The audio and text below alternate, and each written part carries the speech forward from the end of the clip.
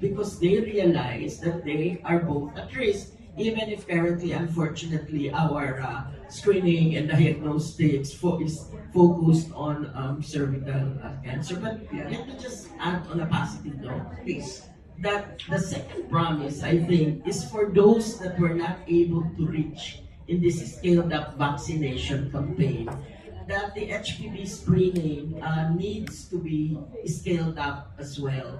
And the good news is we work in this area in order to reload that I was talking about. In 5 months, 10,000 women were able to get screening.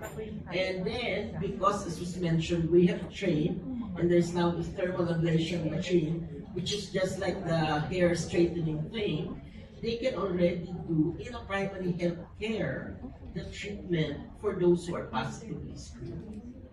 But the challenge remains in terms of the transportation and so on. But I feel that that's a second promise to protecting our youth.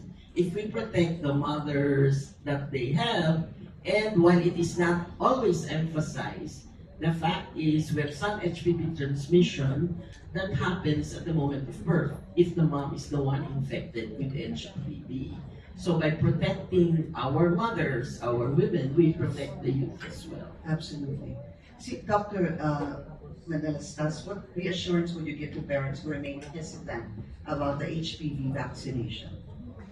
I guess you just have to emphasize that the vaccines, whichever brand, are safe, they're effective. And if they're hesitant to give it, to have their children receive the vaccine because there's a perception kasi bata pa yung anak ko, paano ba nakukuha yung vaccine, yung virus na yan from sexual contact? Bata pa tayo, naglalaro pa to. Akala mo lang.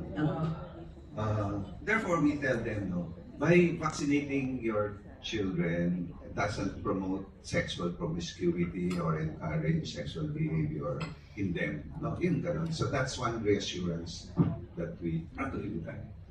Let me, yung concern about